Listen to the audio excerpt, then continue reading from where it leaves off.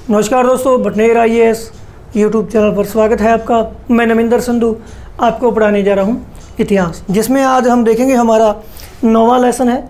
9वें lesson में हम देखेंगे क्षेत्रीय संस्कृतियों का निर्माण की बात करेंगे। जो क्षेत्रीय संस्कृतियाँ हैं वो कैसे पनपी, कैसे फली फूली, कैसे इनका विकास हुआ, उनके बारे में आज हम जानकारी प्राप्त करेंगे। क्षेत्रीय संस्कृतियों का निर्माण लोगों का वर्णन करने का एक सबसे सामान्य तरीका है। जो लेखक है वो बता रहा है कि लोगों का क्या है, जो वर्णन करने का सबसे सामान्य तरीका है वह उनकी बोलचाल की भाषा से उन्हें परिभाषित करना। लोगों का जो वर्णन करने का सामान्य तरीका क्या बताया गया है, यहाँ पर लेखक बता रहा है कि बोलचाल की भाषा से परिभाषित करना, यानी कि व्यक्ति की बोलचाल की जो भाषा है उससे अनुमान लगाना कि व्यक्ति किस संस्कृति से संबंधित है। तो यहाँ पर हम देखें, जब हम किसी व्यक्ति को तमिल या उड़िया कहते हैं तो आमतौर पर इसका अर्थ होता है वह तमिल अथवा उड़िया भाषा बोलता होगा। कहने का अर्थ यहाँ पर है, अगर कोई व्यक्ति तमिल या उड़िया कहते हैं तो उसका अर्थ है कि वह तमिल या उड़िया भाषा बोलता होगा, यानी कि वह इस भाषा को बोलता है तभी कहलाता है। तमिलनाडु या उड़ीसा में रहता है। इसी तरह से हम प्रत्येक क्षेत्र को कुछ खास किस्म के भोजन, हम यहाँ पर क्षेत्रीय संस्कृति पढ़ रहे हैं तो हम देखेंगे जो क्षेत्रीय संस्कृति है उसमें कुछ उसकी विशेषताएं जो है वो यहाँ पर झलकती हैं, किससे हमारे जो अनुमान रहते हैं। हम देखेंगे प्रत्येक क्षेत्र को कुछ खास किस्म के भोजन, वस्त्र, काव्य, नृत्य, संगीत और चित्रकला से जोड़ा जाता है। जिस प्रकार से हम देखेंगे किसी क्षेत्र का नृत्य उसका अलग होता है। जैसे हम देखेंगे पंजाब का नृत्य है भांगड़ा, ठीक है। उनका जो खान पान है, पंजाब का खान पान है, उनका जो नृत्य है भांगड़ा जैसे, उनका संगीत है अलग अलग। जैसे हम देखेंगे तमिल क्षेत्र का संगीत है, नृत्य है, शास्त्रीय नृत्य होते हैं, जिस प्रकार से हम देखते हैं वो अलग अलग होती हैं। इनकी उनसे जोड़कर देखा जाता है। कभी कभी हम इन अस्मिताओं को मानकर चलते हैं और सोचते हैं कि ये युग युगांतरों से अस्तित्व में रहा।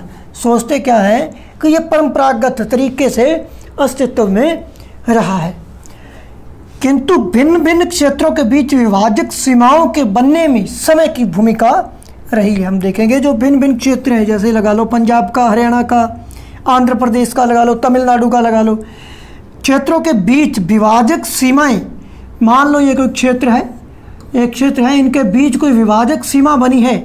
सीमा बनने में क्या लगा है, समय की भूमिका रही है, जिन्हें हम आज क्षेत्रीय संस्कृतियाँ समझते हैं। जैसे हम देखें मुगल काल में देखें, मुगल काल का जब पतन होने लगा तो उनके राज दरबार में जो संगीतज्ञ रहते थे, चित्रकला के कलाकार रहते थे या किसी भी प्रकार के नृत्यकार रहते थे, तो वो उन्होंने वहाँ उन दरबारों को छोड़कर जाना शुरू कर दिया और वह क्षेत्रीय राज्यों में बसने लगे तथा इनकी चित्रकला लगा लो, कला संस्कृति लगा लो, कुछ भी लगा लो, वह क्षेत्रों में फलती फूलती रही। इस प्रकार से क्षेत्रीय संस्कृतियाँ का विकास भी होता गया, जिन्हें आज हम क्षेत्रीय संस्कृतियाँ समझते हैं। वे समय के साथ साथ हम देखेंगे वे समय के साथ साथ बदली हैं और सच तो यह है कि आज भी बदल रही हैं। ये क्षेत्रीय संस्कृतियाँ जटिल प्रक्रिया से विकसित हुई हैं। इस प्रक्रिया के तहत स्थानीय परंपराओं और उपमहाद्वीप के अन्य भागों के विचारों के आदान प्रदान के एक दूसरे को संपन्न बनाया है। जैसा कि हम देखेंगे कुछ परंपराएं तो कुछ विशेष क्षेत्रों की अपनी हैं, जबकि कुछ अन्य भिन्न भिन्न क्षेत्रों में एक समान प्रतीत होती हैं। परंतु इसके अतिरिक्त कुछ अन्य परंपराएं एक खास इलाके के पुराने रीति रिवाजों से तो निकली हैं, परंतु अन्य क्षेत्रों में जाकर उन्होंने एक नया रूप ले लिया है। इन जो हम विशेषताएं पढ़ रहे हैं किसी संस्कृति की, उनको आगे जाकर के हम देखेंगे, उनका विश्लेषण करेंगे। इसमें हम आगे देखेंगे चेर और मलयालम भाषा का विकास। चेर और मलयालम भाषा का विकास कैसे होता है। आइए भाषा और क्षेत्र के बीच अंत संबंध का एक उदाहरण से अपना विश्लेषण प्रारंभ करें। तो महोदयपुरम का चेर राज्य प्रायद्वीप के दक्षिण पश्चिम भाग में स्थित था। जो महोदयपुरम है, यहाँ पर हम देखेंगे महोदयपुरम का चेर राज्य प्रायद्वीप के दक्षिण पश्चिम, यहाँ पर हम देखेंगे दक्षिण पश्चिम है। नीचे का जो भाग है भारत का, यह प्रायद्वीप कहलाता है, प्रायद्वीप कहलाता है। ये जो भाग है राज्य का एक हिस्सा है, 9वीं शताब्दी में स्थापित किया गया। संभवतः मलयालम भाषा एक इलाके में बोली जाती थी। शासकों ने मलयालम भाषा एवं लिपि का प्रयोग अपने अभिलेखों में किया। वस्तुतः इस भाषा का प्रयोग उपमहाद्वीप के सरकारी अभिलेखों में भी किसी क्षेत्रीय भाषा के प्रयोग में सबसे पहले उदाहरणों के रूप में मिलता है। चेर राज्य कहाँ पर था? चेर राज्य इस क्षेत्र में था जो वर्तमान का हमारा केरल का क्षेत्र है। यहाँ पर चेर राज्य था और यहाँ पर देखें तो चोल था, यहाँ पर देखें तो पांड्या था। और महोदयपुरम का चेर राज्य प्रायद्वीप के दक्षिण पश्चिम, यानी ये जो क्षेत्र है दक्षिण का है और ये जो क्षेत्र है पश्चिम का है, तो दक्षिण पश्चिम में यहाँ पर चेर राज्य था। साथ साथ चेर लोगों ने सांस्कृतिक परंपराओं से भी बहुत कुछ ग्रहण किया। केरल का मंदिर रंगमंच हम यहाँ पर देखेंगे, केरल का मंदिर रंगमंच जिसकी परंपरा इस युग तक खोजी जा सकती है, संस्कृत के महाकाव्यों पर आधारित था।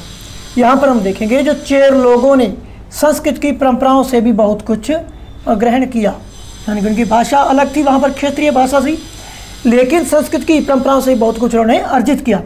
केरल का मंदिर रंगमंच जिसकी परंपरा इस युग तक खोजी जा सकती है, संस्कृत के महाकाव्यों पर आधारित है। जो केरल का मंदिर रंगमंच है उसकी जो हम देखेंगे परंपरा है इस युग की खोजी जा सकती है, संस्कृत के महाकाव्यों पर आधारित है। किस पर आधारित है? संस्कृत के महाकाव्यों पर। मलयालम भाषा की पहली साहित्यिक कृतियाँ जो लगभग 12वीं शताब्दी की बताई गई, जो मलयालम भाषा है इसकी जो साहित्यिक कृतियाँ हैं प्रारंभ में हमें मिली हैं वो लगभग किस शताब्दी की बताई जा रही है? 12वीं की। प्रत्यक्ष रूप से संस्कृत की ऋणी है, यह भी एक काफ़ी रोचक तथ्य है। यहाँ पर हम देखेंगे जो मलयालम भाषा है वो किसकी ऋणी है? किसकी ऋणी है? संस्कृत भाषा की ऋणी है, जिसका हमें इनके जो महाकाव्यों पर आधारित होने के कारण जो केरल का मंदिर रंगमंच मिला है वहाँ से जानकारी प्राप्त होती है। यह भी एक काफ़ी रोचक तथ्य है कि 14वीं शताब्दी का एक ग्रंथ, 14वीं शताब्दी का ग्रंथ लीला तिलकम, ग्रंथ कौन सा है? लीला तिलकम, और व्याकरण तथा काव्य शास्त्र, व्याकरण और काव्य शास्त्र विषयक है। इसके बाद हम यहाँ पर देखेंगे मणि प्रावलम शैली में लिखा गया है। कौन सा ग्रंथ है? लीला तिलकम ग्रंथ है जो व्याकरण तथा काव्य शास्त्र विषय से संबंधित है। मणि प्रावलम शैली में लिखा गया है। मणि प्रावलम का शाब्दिक अर्थ क्या है? मणि प्रावलम का शाब्दिक अर्थ है हीरा और मूंगा, जो इसकी शैली है।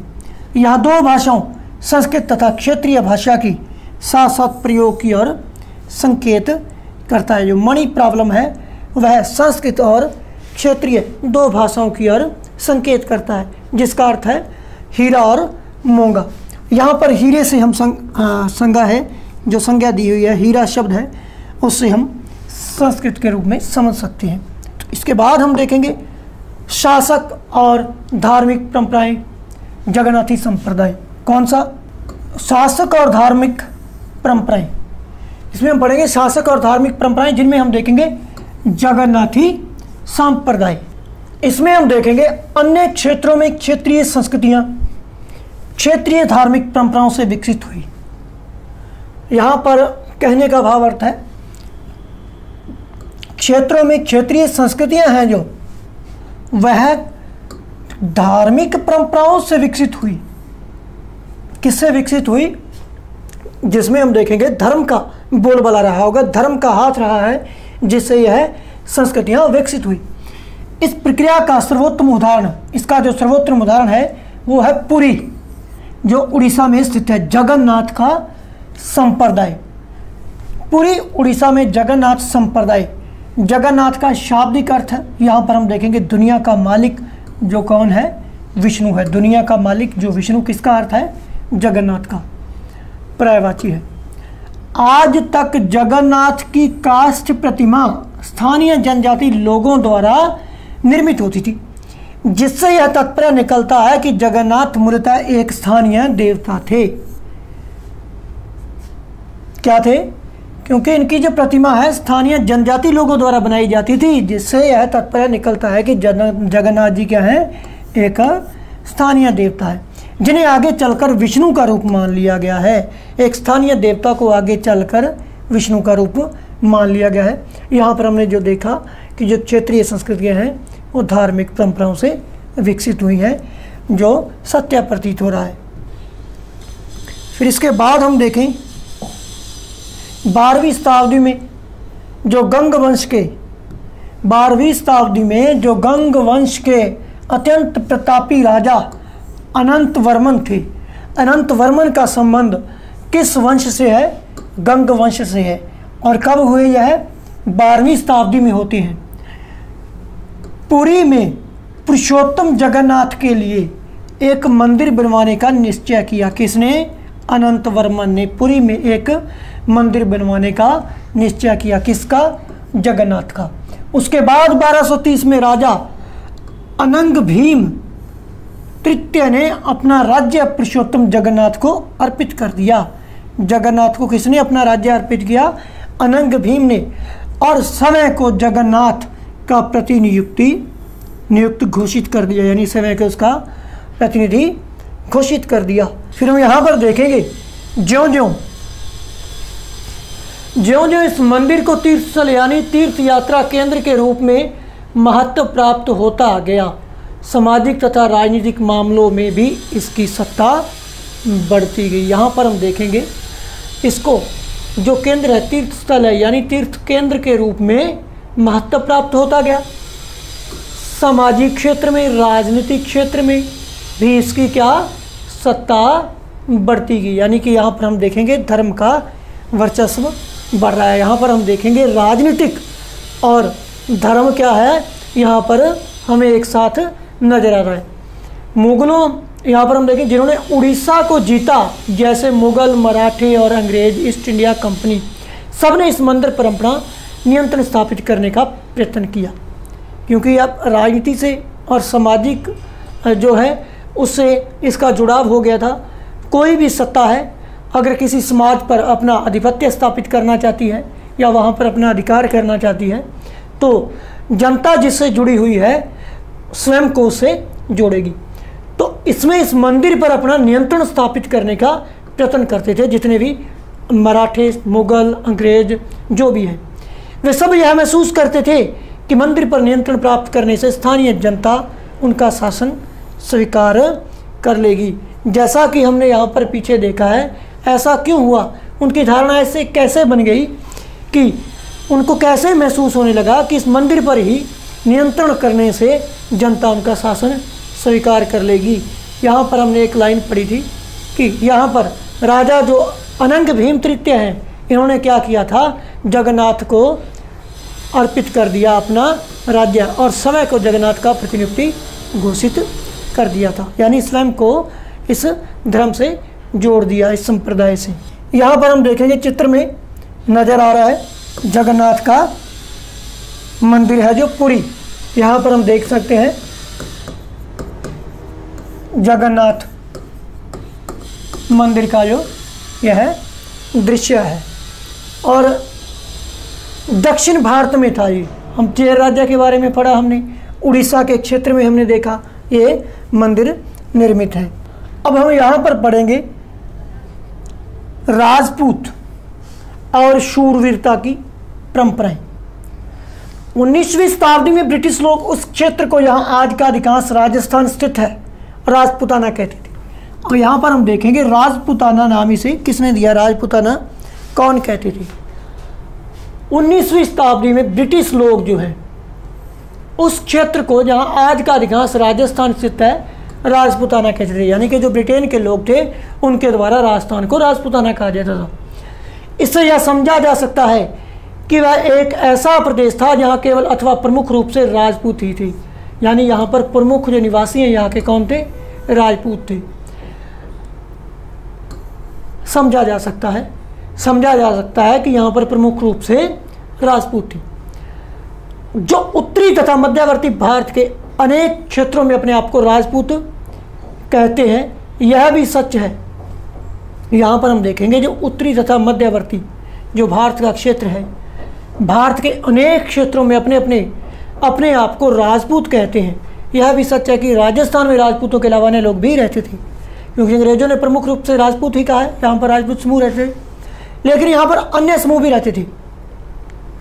तथापि अक्सर यह माना जाता है कि राजपूतों ने राजस्थान को एक विशिष्ट संस्कृति प्रदान की। यह बात सत्य है कि राजस्थान को एक विशिष्ट संस्कृति प्रदान किसने की? राजपूतों ने की। राजपूत राजस्थान के रणबांकुरा थे। यह सांस्कृतिक परंपराएं वहाँ के शासकों के आदर्शों तथा अभिलाषाओं के साथ घनिष्ठता से जुड़ी हुई हैं। ये जो सांस्कृतिक परंपराएं हैं वहाँ के शासकों के आदर्शों तथा अभिलाषाओं से जुड़ी हुई हैं। 8वीं शताब्दी से आज के राजस्थान के अधिकांश भाग पर विभिन्न परिवारों के राजपूत राजाओं का शासन रहा है, जिसमें हम यहाँ पर देखेंगे उन राजाओं में पृथ्वीराज चौहान जो है, अध्याय 2 में आप पढ़ चुके हो, एक ऐसा ही शासक था। ये शासक सूरवीरों के आदर्शों को अपने हृदय में संजोए रखता था, जिन्होंने रण क्षेत्र में बहादुरी से लड़ते हुए अक्सर मृत्यु को वर्ण किया मगर पीठ नहीं दिखाई। यहाँ से हम देखेंगे 1191 ईस्वी में हम देखते हैं, 1191 ईस्वी में हम देखते हैं युद्ध होता है, त्राइन का प्रथम युद्ध होता है, जिसमें मोहम्मद गोरी को पृथ्वीराज चौहान के द्वारा परास्त किया जाता है। लेकिन आदर्शों को उसने प्रमुखता देते हुए क्या किया? जो गौरी है उसकी सेना का पीछा नहीं किया, उसे जाने दिया। इसी प्रकार के आदर्शों की जो बात है यहाँ पर की जा रही है। ऐसे शासक थे जो शूरवीरों के आदर्शों को अपने हृदय में संजोए रखते थे। इन्होंने रण क्षेत्र में बहादुरी से लड़ते हुए अक्सर मृत्यु को वर्ण किया मगर पीठ नहीं दिखाई। यानी कि खेत में ही काम आ जाना, जैसे हम पढ़ते हैं, रण भूमि में ही स्वयं को विलीन कर देना वहीं पे, लेकिन पीठ दिखाकर नहीं भागना, यह इन राजाओं की विशेषता है। बीकानेर के जो राजकुमार राज सिंह हैं उनका यहाँ पर हमें चित्र देखने को मिल रहा है। अब राजपूतों की जो कहानियाँ हैं हमें काव्यों गीतों में सुरक्षित, जैसे हम देखेंगे पृथ्वीराज चौहान हैं, चंद्रबरदई, जानक भट्ट वगैरह हम देखेंगे जो उनके कवि हुए, उनके दरबार में रहते थे। वो क्या है, अपने काव्यों और गीतों में इनकी जो किस्से कहानियाँ इनको सुरक्षित रखते थे। विशेष रूप से प्रशिक्षित चारण भाटों द्वारा गाई जाती थी। और ये कविताएं हैं जो उनके बारे में कुछ लिखे गए हैं काव्य वगैरह, तो जो चारण भाट होते थे राजपूतों के, जो काव्य गीत हैं उनके द्वारा इन्हें गाया जाता था। अब ये काव्य गीत ऐसे सूरवीरों की स्मृति को सुरक्षित रखते थे और उनसे आशा की जाती थी कि वे अन्य जनों को भी उन शीरवीरों का अनुकरण करने के लिए प्रेरित करें। उनका आशा रखी जाती थी। हम आशा करते हैं जैसे कि ये चारण और भाट इन कविताओं को सुनते थे और जो लोग सुनते हैं उनका, यानी उन लोगों पर इन गीतों का, इन काव्यों का जो सकारात्मक प्रभाव है वो इन पर पड़े, इसलिए इनको गाया जाता था और इनकी जो संस्कृति है वो आगे हस्तांतरित होती थी, उसकी हमें जानकारी मिलती थी। यहाँ पर उन शूरवीरों का अनुकरण करने के लिए प्रेरित और प्रोत्साहित करते थे। साधारण जन भी इन कहानियों से आकर्षित होते थे। इन कहानियों में अक्सर नाटकीय स्थितियाँ और स्वामी भक्ति, मित्रता, प्रेम, शौर्य, क्रोध आदि प्रबल संवेगों का चित्रण हुआ है। क्या स्त्रियों को भी इन कहानियों में स्थान प्राप्त था? जी हाँ, कभी कभी वे झगड़े के कारण, किसकी बात हो रही है यहाँ पर? स्त्रियों की, झगड़े के कारण रूप में विद्यमान है। जब पुरुष स्त्रियों को जीतने के लिए अथवा उनकी रक्षा के लिए आपस में लड़ते थे। कहीं कहीं यह भी चित्रित किया गया है कि स्त्रियां अपने शूरवीर पतियों का जीवन मरण दोनों में अनुसरण करती थी। सती प्रथा इसका एक उदाहरण है, यानी विधवाओं द्वारा अपने मृतक पतियों के साथ चिता में बैठकर स्वयं को राख कर लिया जाता था। यहाँ पर हम देखेंगे स्त्रियों के बारे में बताया गया है। स्त्रियों को भी इन कहानियों में स्थान प्राप्त है। कई रानियों की भी हमें, जैसे हाड़ी रानी है और बहुत सी रानियाँ हैं, ठीक है, एक कौडमदेसर की रानी है, और उनकी रक्षा के लिए भी आपस में लड़ते थे तथा स्त्रियों को जीतने के लिए भी ऐसा सकते आपस में लड़ते थे। कहीं कहीं यह भी चित्रित किया गया है कि स्त्रियां अपने शूरवीर पतियों के लिए जीवन मरण दोनों का अनुसरण करती थी, यानी अपने पति के लिए भी स्त्रियां जो है बलिदान कर देती थी, अपने देश के लिए भी, अपनी कौम के लिए भी। यहाँ पर हमने राजपूत जो शासिकाएं हैं, जो रानियां हैं, उनके बलिदान हमें राजस्थान की हिस्ट्री में पढ़ने को मिलते हैं।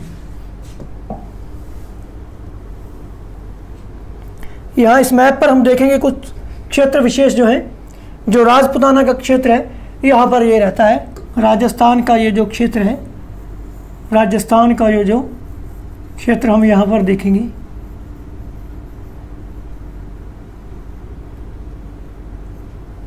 राजस्थान का जो क्षेत्र है, यहाँ पर जयपुर, अजमेर, जोधपुर, चित्तौड़गढ़, ये क्षेत्र जो है मारवाड़ का क्षेत्र था, और ये मेवाड़ का इधर क्षेत्र रहता है। यहाँ पर हम देख सकते हैं मेवाड़, और वर्तमान देख सकते हैं हनुमानगढ़ का क्षेत्र और गंगानगर का क्षेत्र, जो किस में आते थे, अयोध्या जनपद में आते थे। किस में, अयोध्या जनपद में दोनों आते थे। यहाँ पर हम देख सकते हैं, और नीचे हमने देखा जो चोल चेर पांड्य, ये केरल का क्षेत्र है, यहाँ पर चेरों का निवास था। और आगे हम पढ़ेंगे जो इनकी स्त्रियां हैं, राजपूत स्त्रियों द्वारा जो बलिदान दिए जाते थे, चिता पर जिंदा जल जाने की प्रथा थी, जिसे क्या कहा जाता था, सती प्रथा कहा जाता था, सती प्रथा कहा जाता था। कुछ कहानियों में उल्लेख पाया जाता है कि इस प्रकार के जो लोग शूरवीरता के आदर्शों का पालन करते थे, उन्हें अक्सर इस आदर्श के लिए अपने जीवन का बलिदान करना होता था। इसके बाद जो आगे हम पढ़ेंगे, क्षेत्रीय सीमांतों से परे कथक नृत्य की कहानियाँ। किसके बारे में जानकारी यहाँ पर हम लेंगे, कथक नृत्य की, जो क्षेत्रीय सीमांतों से परे है, जो क्षेत्रों से परे है, हटके है। यदि शूरवीरता की परंपराएं भिन्न भिन्न क्षेत्रों में भिन्न भिन्न रूपों में मिल सकती है, तो नृत्य के विषय में भी यह सच है। आइए नृत्य के एक रूप कथक के इतिहास को देखें। यह नृत्य शैली उत्तर भारत के अनेक भागों से जुड़ी हुई है। जो कथक नृत्य का संबंध है वो भारत के किस क्षेत्र से, उत्तर भारत से है। कथक शब्द कथा शब्द से निकला हुआ है, जिसका प्रयोग संस्कृत तथा अन्य भाषाओं में कहानी के लिए किया जाता है। किसके लिए किया जाता है, कहानी के लिए। किस भाषा में, संस्कृत में। कथक मूल रूप से उत्तर भारत के मंदिरों में कथा यानी कहानी सुनाने वालों की एक जाति थी। क्या थी, जाति थी। ये कथाकार अपने हाव भाव तथा संगीत से अपने कथा वाचन को अलंकृत करते थे। ये जो कथाकार हैं अपने हाव भाव से तथा संगीत के माध्यम से कथा वाचन को अलंकृत करते थे। यानी कि हम एक नाटकीय रूप कह सकते हैं, जैसे कि अपने हाव भाव जो हैं उनका जो एक्टिंग के माध्यम से हम देखेंगे इस कथा को प्रस्तुत करते थे, और संगीत का भी प्रयोग करते थे। फिर यहाँ पर हम देखेंगे 15वीं तथा 16वीं शताब्दियों में भक्ति आंदोलन के प्रसार के साथ साथ कथक एक विशिष्ट नृत्य शैली का रूप धारण करने लगा। अब ये जो कथक है इसने एक विशिष्ट नृत्य शैली का रूप धारण कब किया, नृत्य शैली का रूप जो धारण कब किया, 15वीं और 16वीं शताब्दी में किया। कब, जब भक्ति आंदोलन का प्रसार हो रहा था। उसके साथ साथ राधा कृष्ण के पौराणिक आख्यान यानी जो कहानियाँ हैं, पौराणिक कहानियाँ राधा कृष्ण की, लोक नाटक के रूप में प्रस्तुत किए जाते थे। यानी कि एक लोक नाटक होते थे, रंगमंच होता था, यहाँ पर नाटक के रूप में इनकी कथाएं प्रस्तुत होती थी, जिन्हें रासलीला कहा जाता था। क्या कहा जाता था, रासलीला कहा जाता था। रासलीला में लोक नृत्य के साथ कथक कथाकार के मूल हाव भाव भी जुड़े होते थे। जो रासलीला होती थी उसमें क्या होता था, कथक व कथाकार के मूल हाव भाव भी जुड़े होते थे। मुगल बादशाहों और उनके अभिजातों के शासनकाल में कथक नृत्य राज दरबार में प्रस्तुत किया जाता था। यहाँ पर हम देखेंगे मुगल काल में क्या होता था, जो मुगल बादशाह होते थे उनके अभिजातों या उनके संबंधित हम देखेंगे कुलीन वर्ग होता था। अभिजातों के शासनकाल में कथक जो नृत्य है राज दरबार में प्रस्तुत किया जाता था। यहाँ इस नृत्य ने अपना वर्तमान अभिलक्षण अर्जित किए, वह एक विशिष्ट नृत्य शैली के रूप में विकसित हुआ। कब हुआ एक विशिष्ट नृत्य शैली के रूप में विकसित होता है? इस काल में 15वीं 16वीं का शताब्दी है। जो आगे चलकर यह दो परंपराओं अर्थात घरानों में फला फूला। राजस्थान का जयपुर घराना, जहाँ पर हम देखें राजस्थान के राज दरबारों में, और लखनऊ में अवध के अंतिम नवाब वाजिद अली शाह के संरक्षण में यह एक प्रमुख कला के रूप में उभरा। कब उभरा? दो परंपराओं में, अर्थात एक तो घरानों में, जो घराने होते थे, एक तो राजस्थान का जो जयपुर है, दूसरा हम देखेंगे लखनऊ जो है। यहाँ पर शासक कौन रहता है? अंतिम नवाब वाजिद अली शाह के संरक्षण में यह एक प्रमुख कला के रूप में उभरा। कथक, कथक जो है किस शासक के और कहाँ पर? कथक लखनऊ में अवध के नवाब वाजिद अली शाह के संरक्षण के रूप में एक प्रमुख कला के रूप में उभरता है। दो घरानों की बात करें तो हम देखेंगे राजस्थान का जयपुर घराना और दूसरा है लखनऊ। अगर अवध की बात करें तो अंतिम नवाब वाजिद अली शाह जो है, इनके संरक्षण में यह एक प्रमुख कला के रूप में उभरता है। फिर उसके बाद हम देखेंगे यहाँ पर यह चित्र दिया गया है, नृत्य की कक्षा लक्ष्मण मंदिर खजुराहो। 1850 से लेकर 1875 की बात करें, 1850 से लेकर के 1875, जैसे हम देखेंगे यहाँ पर बीच में 1857 की क्रांति भी होती है, के दौरान यह नृत्य शैली के रूप में इन दो क्षेत्रों में ही नहीं बल्कि आज के पंजाब, हरियाणा, जम्मू कश्मीर, बिहार तथा मध्य प्रदेश के निकटवर्ती इलाकों में भी पक्के तौर पर स्थापित हो गया। यानी कि पूरे उत्तर भारत में 1850 से लेकर 1875 के जो मध्य का काल है, इसमें पूरे उत्तरी भारत में यह फेमस हो गया। यहाँ पर हम देखेंगे चित्र नंबर 5, नृत्य की लक्ष्मण, नृत्य की कक्षा लक्ष्मण मंदिर खजुराहो जो है। यहाँ पर हम खजुराहो का जो मंदिर है उसकी जो मूर्ति कला है उसके दर्शन हम यहाँ पर कर सकते हैं। और इस नाटक या यहाँ पर हम देखेंगे जिस नृत्य है इसकी जो प्रस्तुतियाँ होती थी उनमें क्लिष्ट धूर्त पद संचालन क्या होता था? इसकी जो प्रस्तुतियाँ होती थी प्रस्तुतियों में हम देखेंगे द्रुत पद संचालन, उत्तम वेशभूषा तथा कहानियों के प्रस्तुतिकरण एवं अभिनय पर जोर दिया जाने लगा। अब अनेक अन्य संस्कृतियाँ गतिविधियों की तरह कथक को भी 19वीं 20वीं शताब्दी में अधिकांश ब्रिटिश प्रशासक जो हैं इन्होंने नापसंद किया। फिर भी यह जीवित बचा। जो ब्रिटिश शासक थे, जब ब्रिटिश प्रशासक थे, भारत उस समय क्या था? ब्रिटेन का उपनिवेश था, तो उन्होंने इसे नापसंद किया, उन्होंने इसे कोई महत्व नहीं दिया, लेकिन यह फिर भी जीवित बचा रहा। गणिकाओं के द्वारा पेश किया जाता रहा। स्वतंत्रता प्राप्ति के बाद तो देश में इन्हें 6 शास्त्रीय नृत्यों के रूप में मान्यता मिल गई। जो शास्त्रीय नृत्य हैं स्वतंत्रता प्राप्ति के बाद तो देश में इसे 6 शास्त्रीय नृत्यों के रूप में मान्यता प्राप्त हो जाती है। अब हम यहाँ पर देखेंगे जो शास्त्रीय नृत्य हैं, तो यहाँ पर हम देखेंगे शास्त्रीय नृत्य। अब किस कला रूप को शास्त्रीय नाम माना जाए? यहाँ पर प्रश्न है कि किस कला रूप को शास्त्रीय माना जाए। इस प्रश्न का उत्तर देना अक्सर बहुत कठिन होता है। क्या हम उस रूप शैली को शास्त्रीय कहते हैं जिसका विषय क्या है? धार्मिक है। क्या शास्त्रीय उसे माना जाए जिसका विषय धार्मिक है? हम उस रूप या शैली को शास्त्रीय कहते हैं, अथवा क्या उस शास्त्रीय इसलिए कहते हैं, मानते हैं क्योंकि उसके लिए अत्यधिक कौशल की जरूरत है। ठीक है, जो कई वर्षों के लंबे प्रशिक्षण से ही प्राप्त होता है, अथवा यह शास्त्रीय इसलिए है क्योंकि यह नियमों के अनुसार ही प्रदर्शित होता है, प्रस्तुत किया जाता है। और इसके बाद देखें तो उसमें विभिन्नताओं को प्रोत्साहन नहीं दिया जाता। ये ऐसे प्रश्न हैं जिन पर हमें विचार करने की आवश्यकता है। यह भी स्मरणीय है कि बहुत से ऐसे नृत्यों के रूपों में जिन्हें लोक नृत्यों की श्रेणी में रखा गया है वे विशिष्टताएं पाई जाती हैं, जिन्हें शास्त्रीय रूपों का विशिष्ट लक्षण बताया जाता है। यहाँ पर हम जो प्रश्न है, क्या कला के रूप में शास्त्रीय किसे माना जाए? अब कला के रूप में शास्त्रीय किसे माना जाए? या तो कोई लंबे अंतराल से प्रशिक्षण प्राप्त कर रहा है, या उसमें कुछ धार्मिक विषय है, या उसका हम देखेंगे अत्यधिक कौशल है उसमें, इसलिए उसे शास्त्रीय नृत्य कहा जाए। इसमें यह प्रश्न है, आखिरकार शास्त्रीय नृत्य किसे कहा जाए।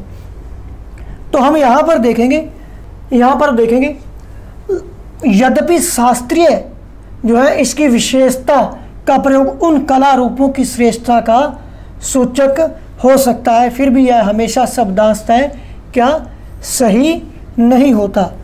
अन्य नृत्य रूप जिन्हें इस समय शास्त्रीय कहा जाता है कौन, निम्न लिखते हैं। भारतनाट्यम, तमिलनाडु का जो शास्त्रीय नृत्य है कौन सा है, भारतनाट्यम। अगर केरल के शास्त्रीय नृत्य की बात करें तो वो कौन सा है, कथकली। उड़ीसा का जो शास्त्रीय नृत्य है वो कौन सा है, ओडिसी। अगर आंध्र प्रदेश के शास्त्रीय नृत्य की बात की जाए तो कुचिपुड़ी रहेगा। और मणिपुरी किसका है, मणिपुर। मणिपुर जो हम देखेंगे पूर्वी भारत में है, यहाँ का नृत्य कौन सा है, मणिपुरी। और कुचिपुड़ी यहाँ पर हम देखेंगे जो नृत्य है वो है, यहाँ पर हम देखेंगे आंध्र प्रदेश का कौन सा है, कुचिपुड़ी। उसके बाद करें तो उड़ीसा का क्षेत्र भी यहाँ पर है, उड़ीसा का है ओडिसी जो शास्त्रीय नृत्य है वो है उड़ीसा का। अब केरल की बात करें तो केरल का जो शास्त्रीय नृत्य है वो कौन सा रहेगा,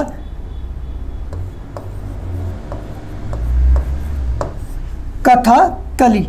कौन सा रहेगा, कथकली। और तमिलनाडु का जो है वो रहेगा भारतनाट्यम। कितने हो गए, 1 2 3 4 5 और 6 जो शास्त्रीय जिन्हें कहा जाता है मुख्य रूप से 6 है। अब यहाँ पर हम देखेंगे कथक नृत्यांगनाएं हैं, जो गणिकाएं होती थी, कथक नृत्य करती थी, उनके बारे में यहाँ पर दिखाया गया है। यह एक चित्र है, क्या है यह, कथक नृत्यांगनाएं। कथक जो नृत्य करने वाली औरतें होती थी, यहाँ पर उनका चित्र दिया गया है। तो अब हम यहाँ पर देखेंगे संरक्षकों के लिए चित्रकला और लघु चित्रों की परंपरा। एक अन्य परंपरा जो कई रीतियों से विकसित हुई वह थी लघु चित्रों की परंपरा।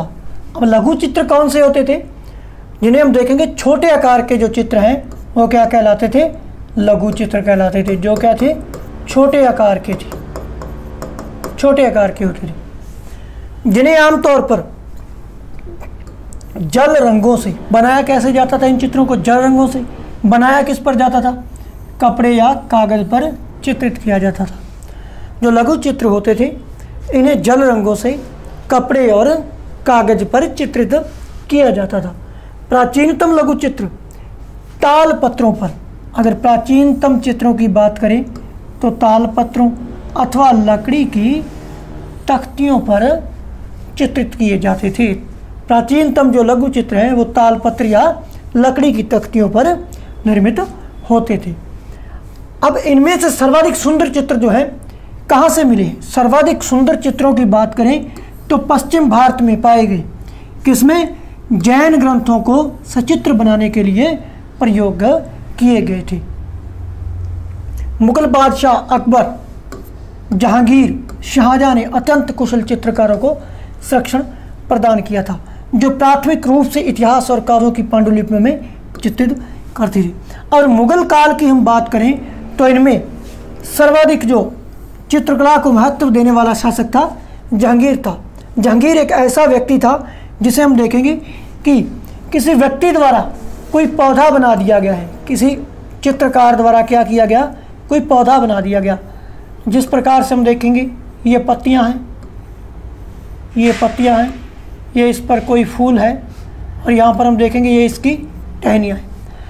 जहांगीर इतना निपुण था चित्रकला में कि वो बता सकता था अगर यह पौधा अलग अलग चित्रकारों द्वारा बनाया गया, मान लीजिए इस पौधे में 3-4 चित्रकारों द्वारा इसे बनाया गया है, तो जहांगीर बता देगा कि यह जो पत्ती है फला चित्रकार द्वारा बनाई गई है, और यह जो फूल है फला चित्रकार द्वारा बनाया गया है, और इसकी जो टहनी है यह फला चित्रकार द्वारा बनाई गई। यानी अलग अलग चित्रकारों द्वारा बनाए जाने पर भी जो जहांगीर है वो बता देता था कि यह किस चित्रकार के हाथों से बना हुआ है।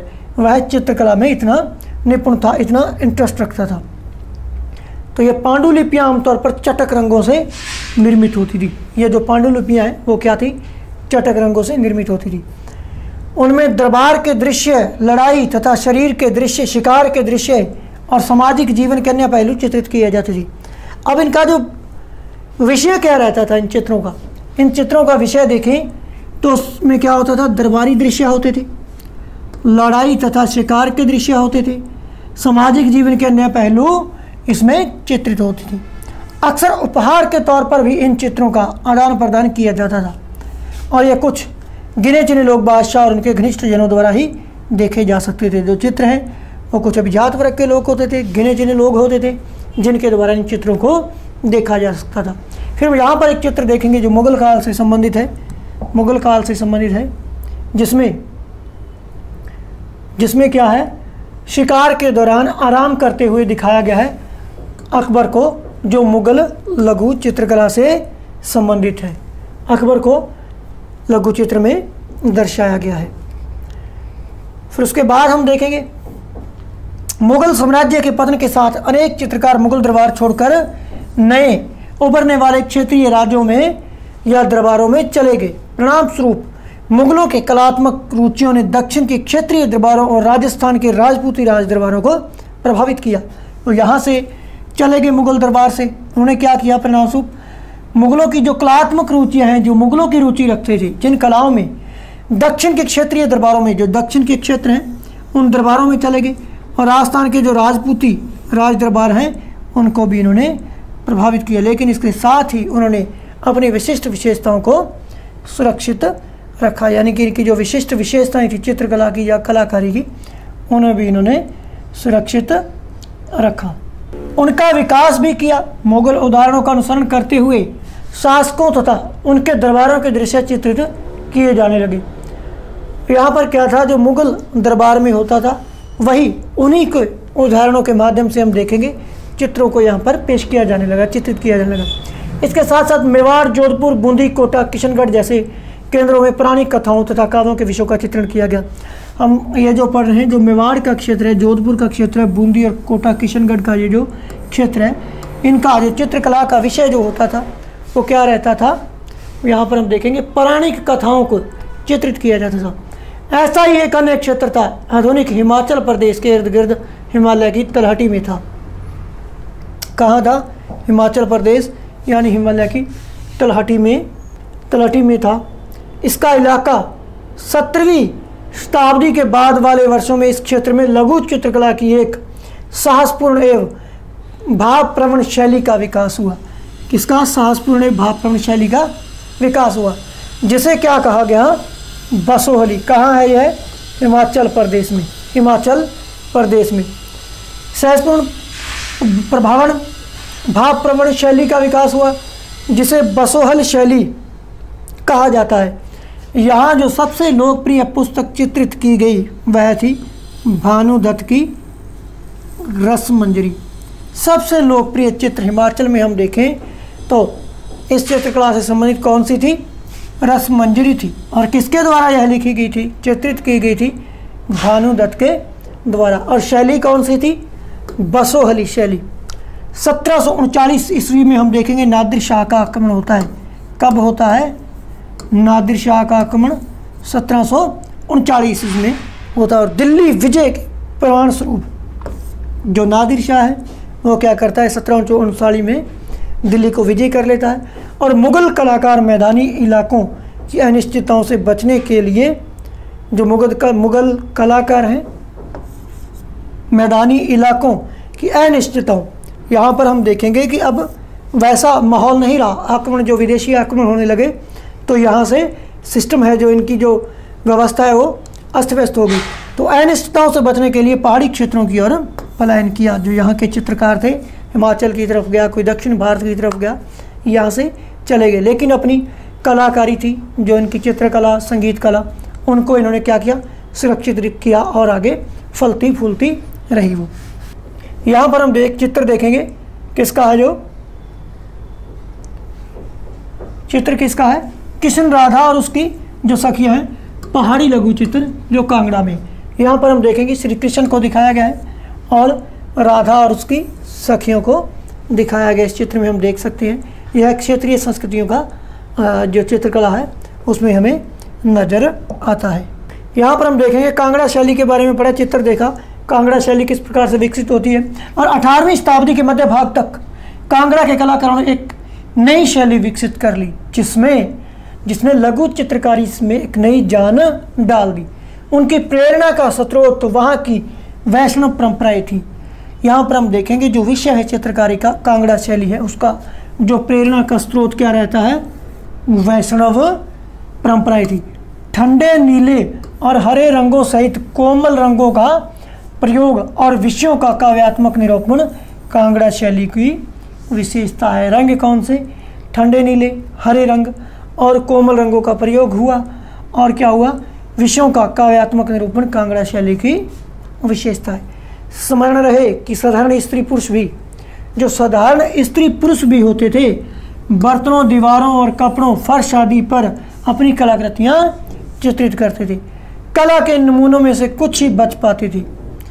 इसके विपरीत लघु चित्र राजमहलों में सावधानी पूर्वक रखे जाते थे। जो बर्तनों, दीवारों, कपड़ों पर होते थे अक्सर मिट जाया करते थे, लेकिन जो लघु चित्र राजमहलों में होते थे वो सावधानी पूर्वक इन्हें संभाल कर रखा जाता था, जिसे सदियों तक वो सुरक्षित रहे। इसके बाद हम देखेंगे बंगाल को एक नज़दीकी नज़र से।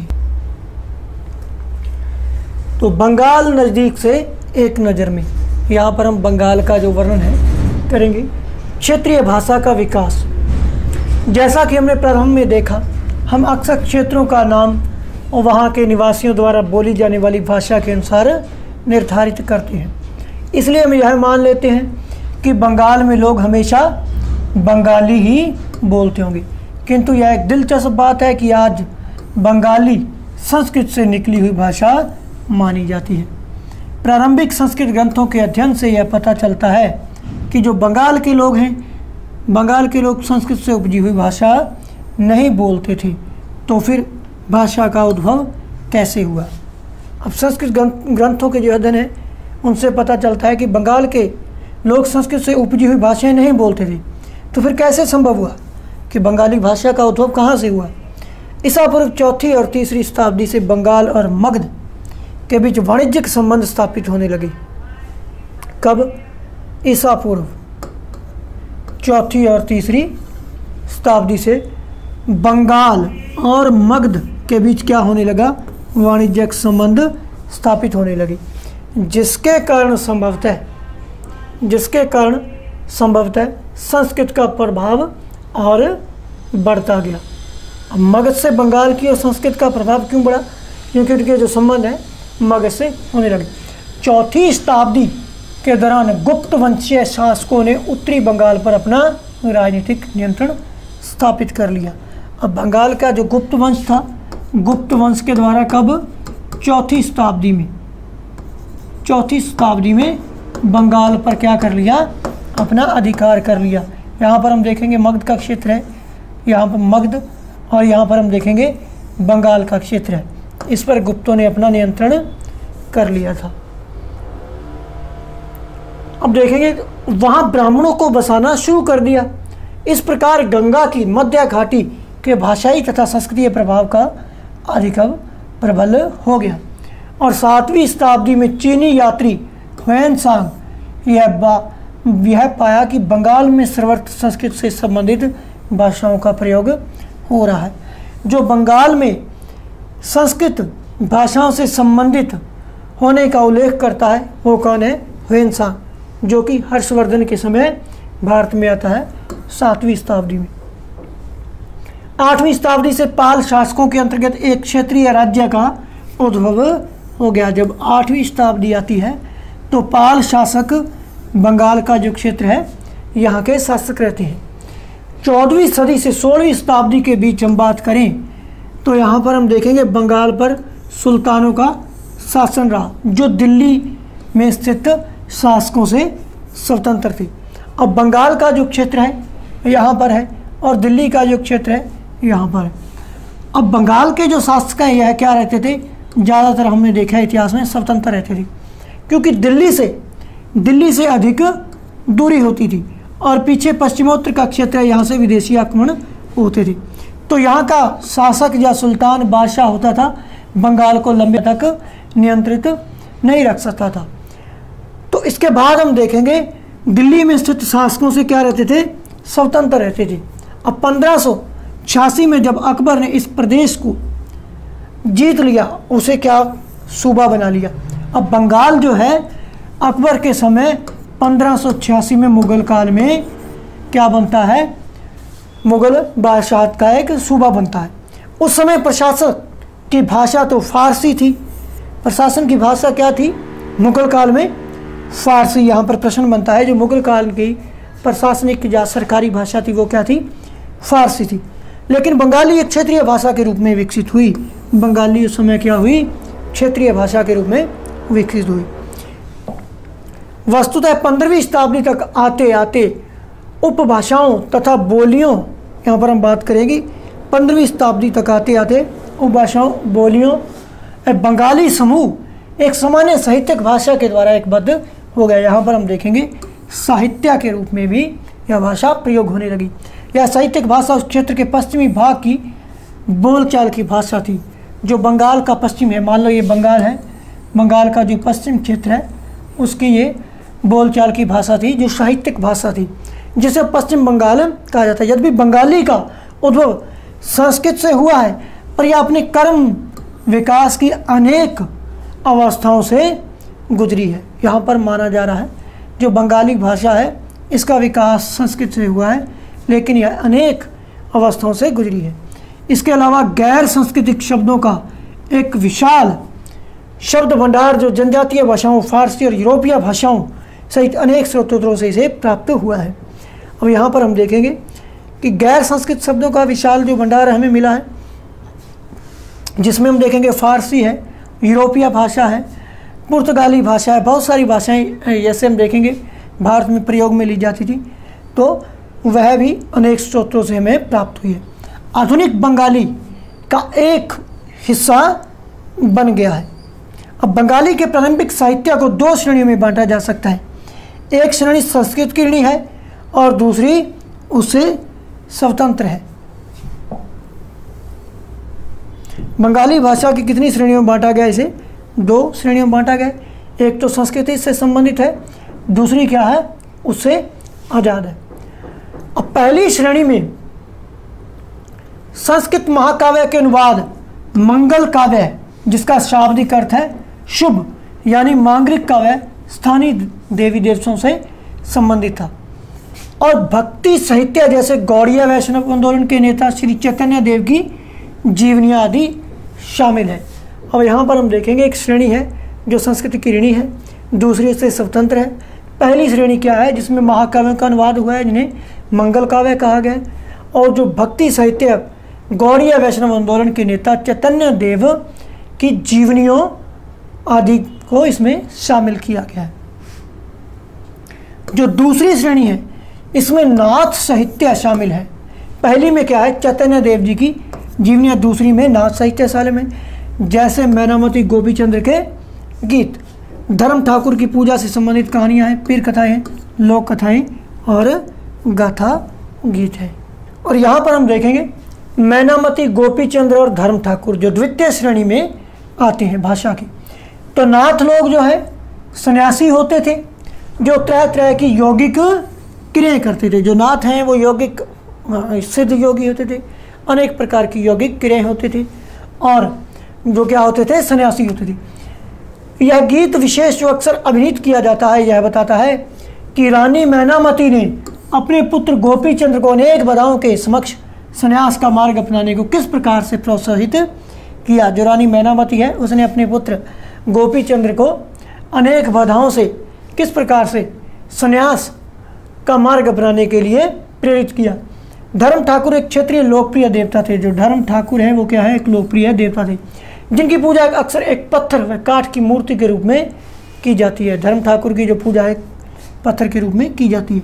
अब बात करें पहली श्रेणी के ग्रंथों का, जो काल निर्णय करता है वेग चकृत सरल है, क्योंकि ऐसी अनेक पांडुलिपियाँ पाई गई हैं जिनमें यह इंगित किया गया है कि उनकी रचना 15वीं शताब्दी के उत्तरार्ध में यानी 18वीं शताब्दी के मध्य भाग के बीच की गई है। अब जो पहली श्रेणी है उसके जो ग्रंथ है, ग्रंथों का काल निर्णय करना है, तो अनेक पांडुलिपियाँ पाई गई हैं। तो उनकी रचना जो है 15वीं शताब्दी के उत्तरार्ध में यानी कि 15वीं शताब्दी के बाद में 18वीं जो शताब्दी है, 18वीं जो शताब्दी है उसके बीच में की गई है। अब दूसरी श्रेणी की बात करें तो इसकी जो कृतियां हैं मौखिक रूप से कहीं सुनी जाती थी। क्या था, ये लिखी नहीं जाती थी, मौखिक रूप से कहीं सुनी जाती थी, इसलिए उनका काल निर्णय सही नहीं किया जा सकता। खास तौर पर पूर्वी बंगाल में लोकप्रिय थी द्वितीय श्रेणी की जो कृतियां हैं। यहाँ ब्राह्मणों का प्रभाव अपेक्षाकृत क्या था, कम था। इसके बाद हम देखेंगे पीर और मंदिर। अब हम यहाँ पर देखेंगे पीर और मंदिर। पीर शब्द क्या है? पीर एक फारसी भाषा का शब्द है जिसका अर्थ क्या है, आध्यात्मिक मार्गदर्शक। जो पीर है वो आध्यात्मिक हमारा मार्गदर्शक होता है, जो आध्यात्मिकता के बारे में, ब्रह्मा परमात्मा जो परम सत्य है उसकी जानकारी देने वाला है, वो क्या है, पीर है। 16वीं सदी में लोगों ने बड़ी संख्या में क्या किया, पश्चिम बंगाल का जो क्षेत्र है हम यहाँ पर देखेंगे, पश्चिम बंगाल के कम उपजाऊ क्षेत्रों को छोड़कर दक्षिणी पूर्वी बंगाल के जंगली तथा दलदली इलाकों में प्रवास करना शुरू कर दिया।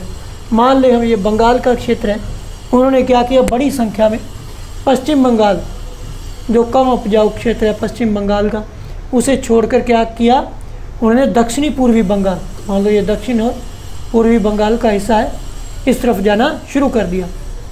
ज्यों-ज्यों वे पूर्व की ओर बढ़ते गए तो जंगलों को क्या करते गए, साफ करते गए। भूमि में क्या हुआ, धान की खेती करने लगी।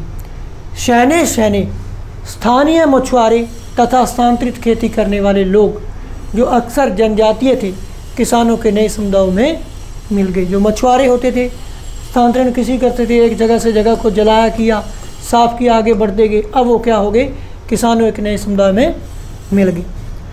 अब इन्हीं दिनों बंगाल पर मुगलों का नियंत्रण स्थापित हो गया, जिन्होंने पूर्वी डेल्टा प्रदेश जो है, पूर्वी डेल्टा प्रदेश जो है, हम यहाँ पर अब देखेंगे बंगाल का जो पूर्वी क्षेत्र है, डेल्टा प्रदेश जो है के केंद्रीय भाग में स्थित ढाका नगर को अपनी राजधानी बनाया। मुगलों ने बंगाल के किस क्षेत्र को अपनी राजधानी बनाया, तो ढाका नगर को अपनी राजधानी बनाया। अधिकारी और कर्मचारी लोग भूमि प्राप्त करने के अक्सर उस पर मस्जिदें बना लेते थे। जो अधिकारी होते थे, जो कर्मचारी होते थे मुगल कालीन, वो क्या करते थे, भूमि प्राप्त करने के लिए अक्सर उस पर मस्जिद बना लिया करते थे। मान लो कोई क्षेत्र है तो उस पर मस्जिद बना लिया करते थे, जो इन इलाकों के धार्मिक रूपांतरण के केंद्रों के रूप में काम करती थी। अब क्या होता था, अब धार्मिक रूपांतरण करने के लिए लोगों को इस धर्म की ओर लाने के लिए केंद्र के रूप में काम आती थी। प्रारंभ में बाहर से आकर यहाँ बसने वाले लोग इस अस्थिर परिस्थितियों में रहने के लिए कुछ व्यवस्था तथा आश्वासन चाहते थे। जो सुख सुविधाएं तथा आश्वासन उन्हें समुदाय के नेताओं द्वारा प्रदान की जाती थी। जो लोग हैं बाहर से आते थे, उन्हें सुख सुविधाएं चाहिए होती थी, उन्हें कौन प्राप्त करवाता था, समुदाय के नेता करवाते थे। और यहाँ पर हम देखेंगे नेता शिक्षकों और निर्णायकों की भूमिकाएं भी अदा करते थे। जो नेता होते थे उन्हें सुविधाएं प्रोवाइड करवाते थे, वो क्या होते थे, शिक्षकों की निर्णायक भूमिकाएं, यानी वहाँ के शिक्षक जो उस धर्म की शिक्षा देते थे। कभी कभी ऐसा समझा जाता था कि इन नेताओं के पास अलौकिक शक्तियाँ हैं। क्या समझा जाता था कि नेताओं के पास क्या है, अलौकिक शक्तियाँ हैं। स्नेह और आदर से लोग इन्हें पीर कहते थे। क्या कहते थे, पीर कहते थे। उनका मानना था कि ये जो नेता है यहाँ पर जो शिक्षक का काम करते हैं, शिक्षक की भूमिका अदा करते हैं, तो लोगों को ऐसा लगता, वहाँ पर आने वाले श्रद्धालुओं को ऐसा लगता कि इनके पास अलौकिक शक्तियाँ हैं, और आदर से लोग इन्हें क्या कहते थे, पीर कहते थे।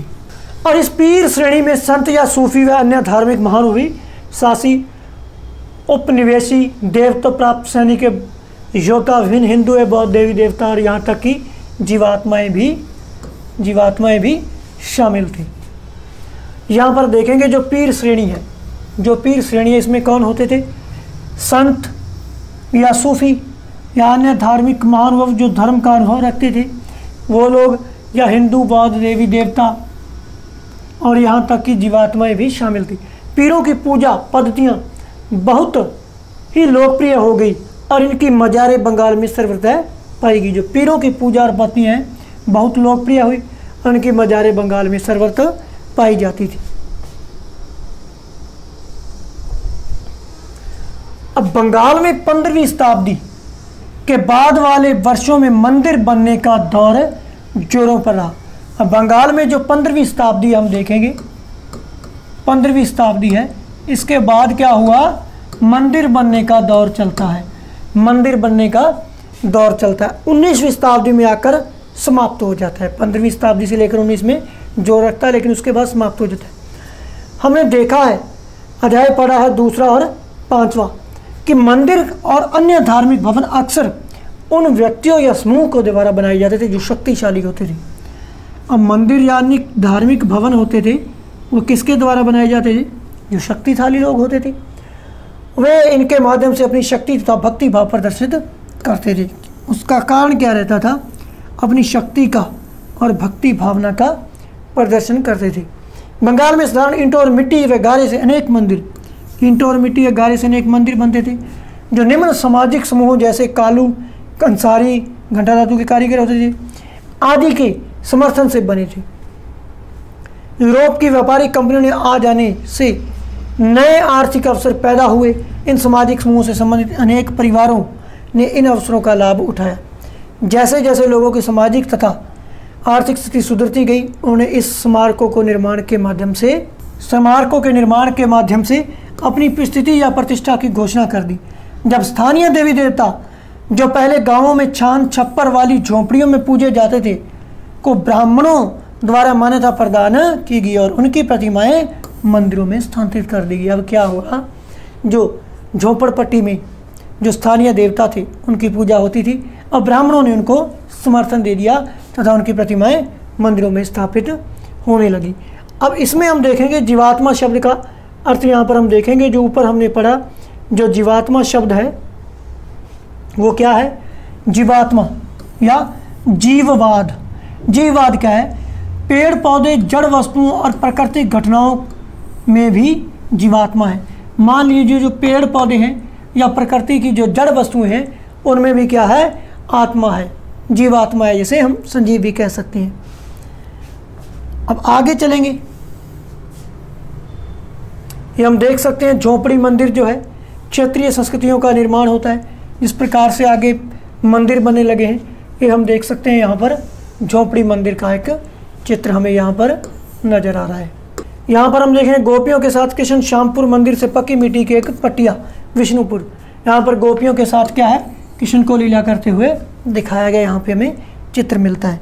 और फिर हम देखेंगे जो झोपड़ीदार मंदिर पड़ा हमने पीछे, झोपड़ियों में प्रतिमाएं होती, स्थानीय देवी देवता होते थे, उनमें हम यहाँ पर देखेंगे। इन मंदिरों की शक्ल या आकृति बंगाल की छप्परदार झोपड़ियों की तरह दो चाला जिसकी 2 छतें हों और चौचाला जिसकी 4 छतें होती थी।